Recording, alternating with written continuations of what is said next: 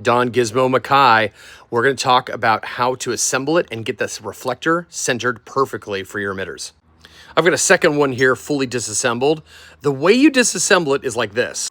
There's an O-ring in a ridge or a channel right above the lens, and you're going to pick at it to get it out, and the O-ring is just going to come out through the front here. Now, how Don does it, he says he uses a very sharp needle, and he pierces it, and then fishes it out that way. And he doesn't worry about that because it's not for water ingress. The water ingress O-ring is actually under the lens. Now, what I used was a flat plastic spludger. This is the hardest part of the whole deal, is just kind of fishing that O-ring out without destroying it. But once you get it out, it looks like this. It just comes right out of the head. And then inside is a clear window, he calls it, or a lens. And underneath that lens is the water ingress O-ring, which pushes against the head and all the rest of the stuff. Inside the head is this reflector, and to get it out, you can sometimes just invert it and kind of just pop and it comes out, or you can even push against the end here and it'll pop out.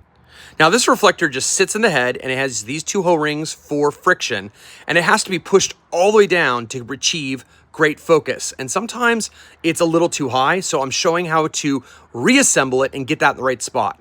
Now, this reflector is a little bit mangled. I kind of messed up earlier, so don't worry if I'm handsy with it.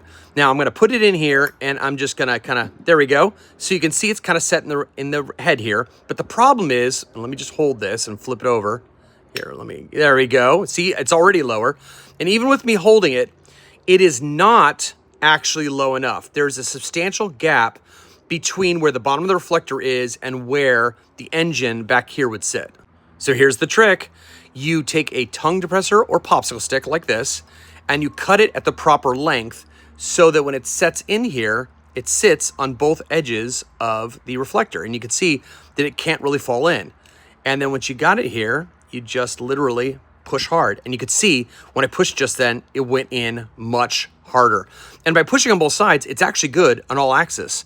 And if you look, it's now really well centered. When I reassemble this thing is going to be golden. So the Makai is kind of like a really giant haiku. It's an E-series head. It has tons of throw. It's like a 32 millimeter reflector. If you want one of these, they haven't been made for a long time. But here's good news. Don has a small batch of them right now as they're making this video. He's not advertising it, but if you email him, he'll sell you one.